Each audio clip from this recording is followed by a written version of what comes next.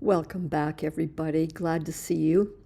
I'm going to do two in a row with modeling paste because it was so much fun. So number 7 was a great example.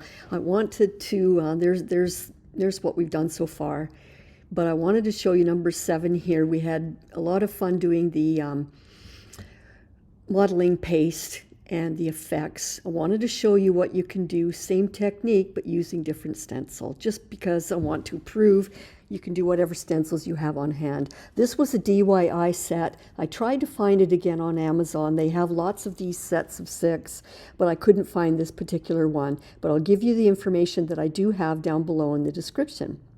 So I've got my back page covered with a baking sheet. And I've got my page ready for number 8 here. And of course, I'm going to tape the coils of the sketchbook so that we don't get that paint all over the coils, because you don't want that, trust me, I've been there. So I showed you there the colors we're going to use. Unlike number 7 that we just did, I want to have a little bit more of a subtle effect on this one, a little more delicate. But again, that's just my intent. Who knows where it's going to go. So as usual, we start off with mark making with colored pencils. Again, holding the tip of the pencil so that I can't contrive it too much. This is not for me to draw shapes. This is strictly to get into the zone. A little bit like meditating, where you would concentrate at the beginning on your breathing until you get into a meditative state. That's what this is doing, so that by now I'm in my zone. So that's the comparison I have for you. I've got this stencil that I had in my stash, and it's got that pink all over it. And I haven't used it in years, but you're going to see what happens from using this.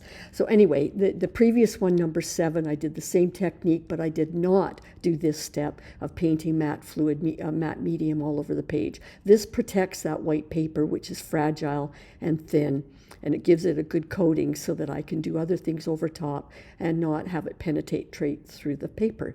So I wanted to show you the difference between 7 and 8 here of using it and not using it. Otherwise, all the other techniques are the same.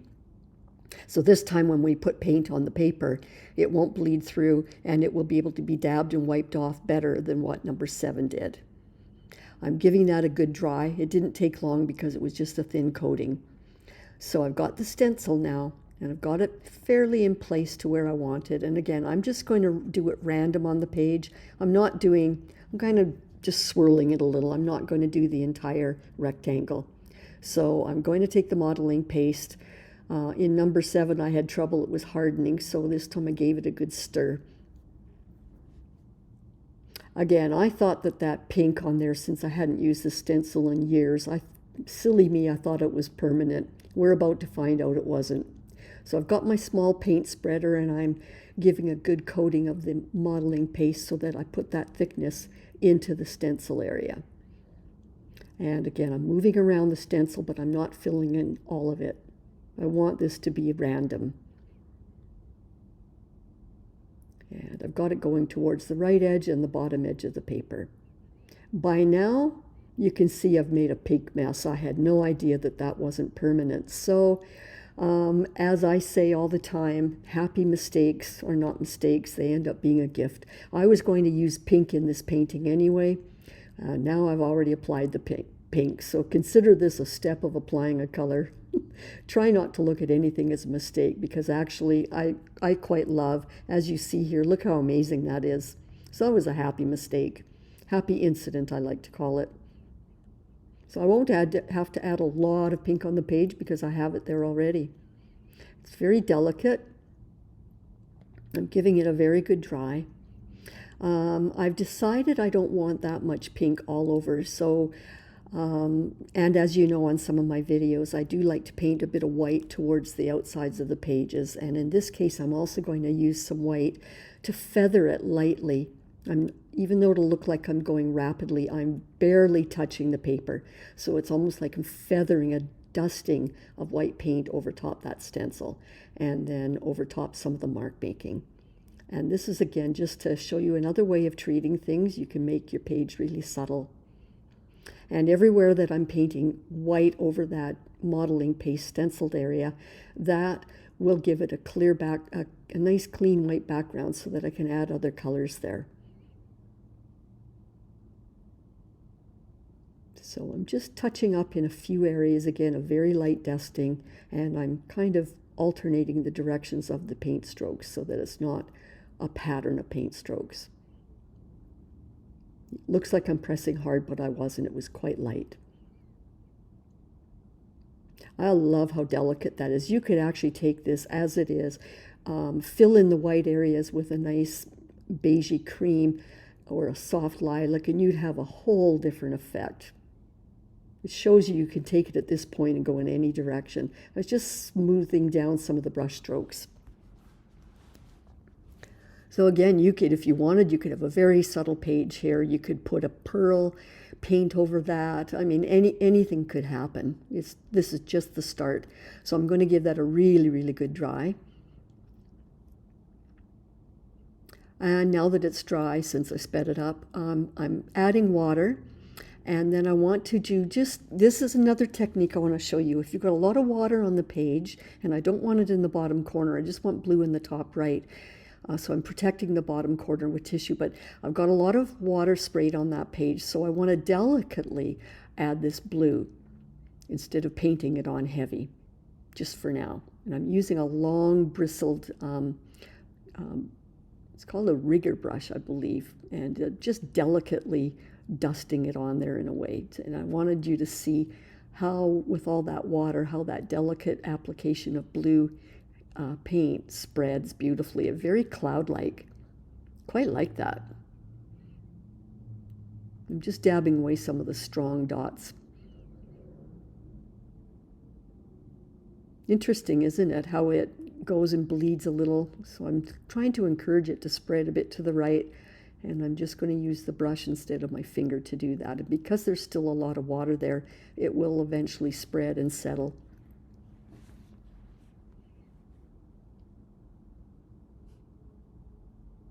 It's so interesting. I love these two lessons back to back to show you the effects of modeling paste. So I did that to show you that I'm not blow drying that, I'm letting it air dry.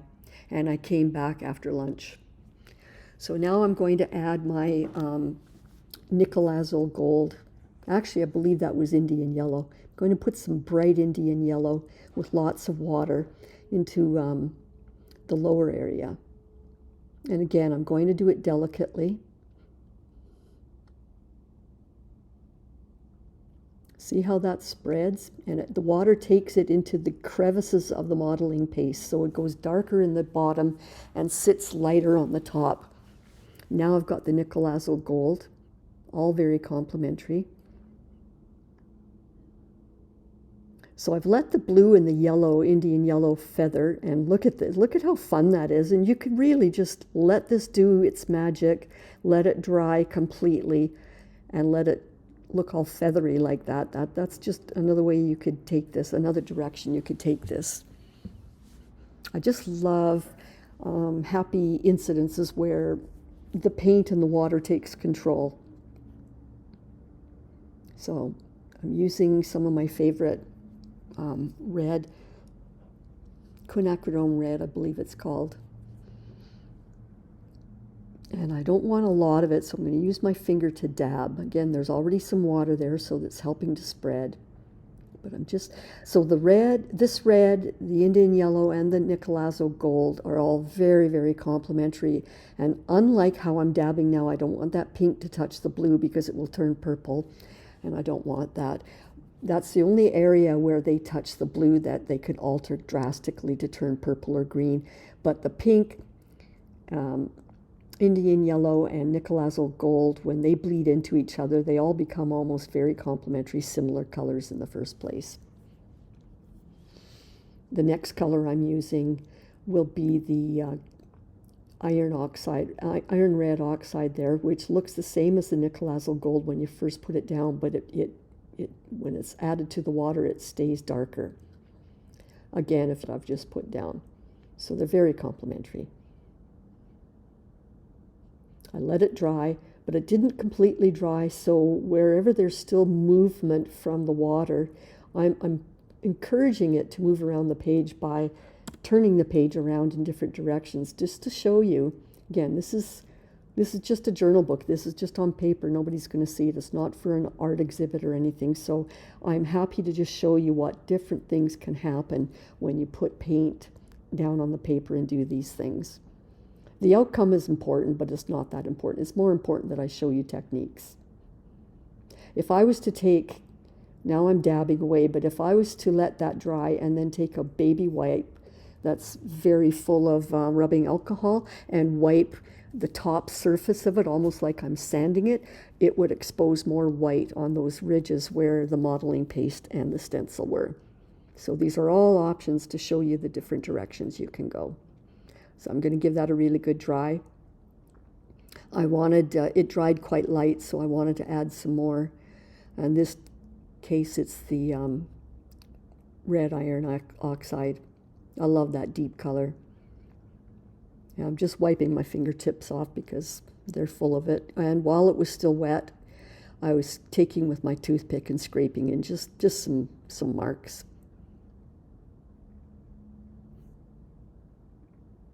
Add a little bit more there and dab it.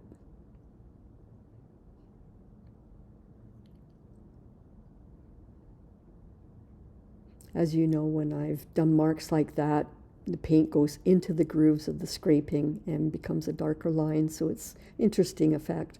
I wanted more blue. What I know I'm going to do now is I'm going to add my magic, doing a attaching a printed tissue with white paint on it with a pattern over top this area. So in doing that, I want a deeper blue because I know that once I put the printed tissue pattern over top, a lot of that white covers the blue.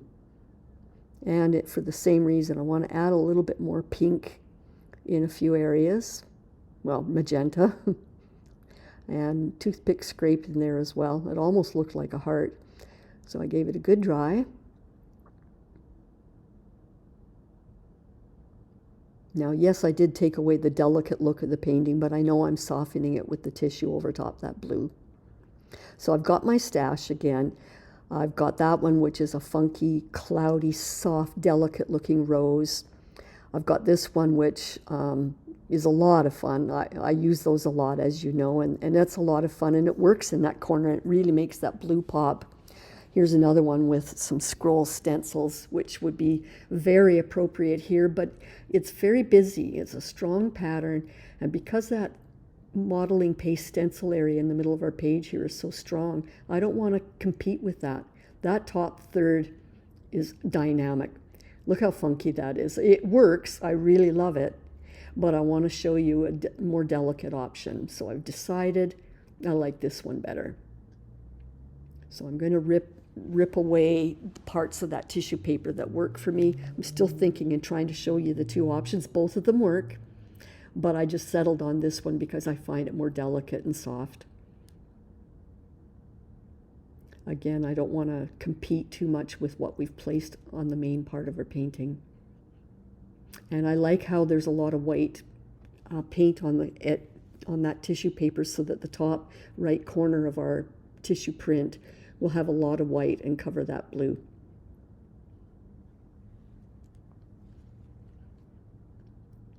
This is where the fun happens.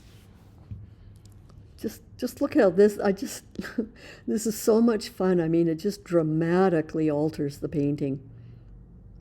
I didn't know that some of that was wet in that spot, so I saw that I had scraped a little away, so all I was doing was dabbing a little more gold into it. So let's apply this with our matte medium. This is where the painting starts to really take a good turn for the better. But at any stage you might say, oh, what are you doing? I like it like it is. That's okay. You could leave that blue area like it is and then get a white gel pen and write a quote up there. Write a paragraph of journaling, anything you want to do. This is your page. But I always like to show you another level so that you can see where you could take it, because any of these techniques I'm teaching you, you could apply to a real canvas and do it as a real painting for your wall. And one day I hope you will proudly do some of these things. So I love how all that white reaches the top right corner. brings the blue down more towards the center. If you like this like I did, and if you could subscribe, that would really help me a lot. I'm just starting my YouTube channel, and it takes a while to get going, but I hope it takes off because I'm doing this for everybody.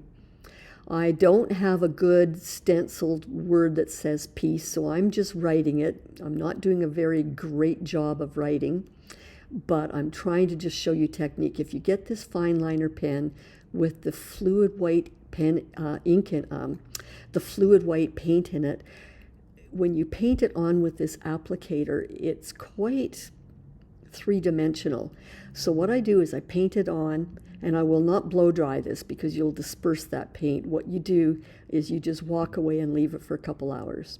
So it's slightly raised. Now it's dry, but it's very slightly raised. So I have no intention on leaving that white. It's too dramatic.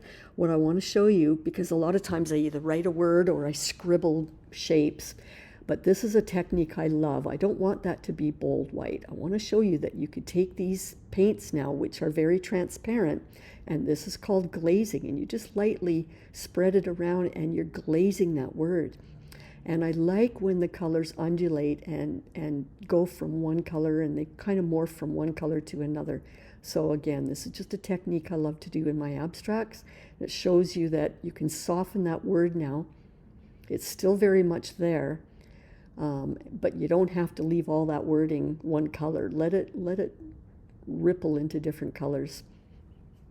And in doing that, you're giving movement for the eye across the page. And you're providing interest. I didn't want all that pink up there, so I dabbed it away while it was still wet, doable. And again, I wiped a little more of it away. Just touch up a little bit right in there. So I wanted to still leave revealed the difference between, in that modeling paste area, the depths of the crevices and grooves, so that you can see where the paint settles to the bottom and sits dark and where it stays lighter at the top. So I'm just getting rid of some of that lettering and making more Indian yellow. Again, this and that was running low, so I added water to it, so it's quite runny. So I had to apply a few times because it was so pale. Look how complementary these colors are. And I wanted to spread a little of that yellow up there, and even though it ended up turning it a little orange, that's okay. That's one of our colors. So again, it's not the perfect word piece. It's more to show you that you could scribble anything on there, and this is just about the technique. You could have done that and made a butterfly or a flower and done the same technique, and it would have looked awesome. So I'm giving that a good dry, and there's still a little bit of wet paint there, so it's moving. The flow of that paint is moving wherever the air is pushing it. And because I had added so much water, it really was very clear. It wasn't very yellow. So I think what I did was I walked away and let that dry, because the blow dryer was just moving it around too much. Isn't this fun? Look what it's doing. You could do this with any color palette that you want. There's an interesting pattern there. I'm thinking I will bring out more white now. I'm leaving the piece in colors, but I want to take some of that scrolled area that we use the stencil and modeling paste, and it's sitting up like little ridges of a mountain. So I'm able to, with a fine liner brush, use the white paint and follow the top ridges of the pattern. And it's easy to do because it is sticking out from the page. So wherever I feel like I want the white pattern to flow, that's where I'm touching up. I've sped this up so that I don't bore you, but it gives you the idea of where I went. And what I'm doing is forcing the eye for the viewer to move around the page by following where the flow of this white detail goes. And this is the part that I find, adding the printed tissue paper is the part that gives me the magic, but this is the part of my paintings that gives me the pure joy and mindfulness. I usually, at this point, put some good music on, and I'm just in my zone. So you can see already how the eye is moving around the page a little more now, and the white is popping to the foreground and softening the whole effect of this page. And wherever I want the white to be even stronger, I'm just adding a little more once it's dried so that it pops a little more. But again, I do not want to do this everywhere. I like to have it in just select areas.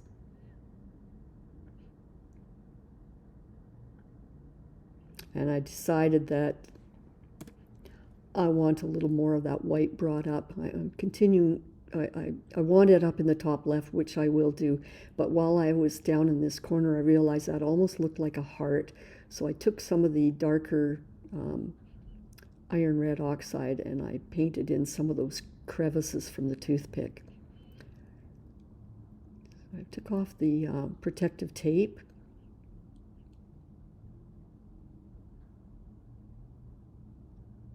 And started to dry it, but this is when I decided, no, I want to bring that white up to the top left a little more.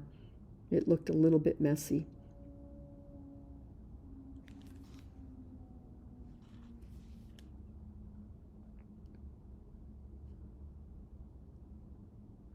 And of course it depends, this is all intuitive, so this is the final result.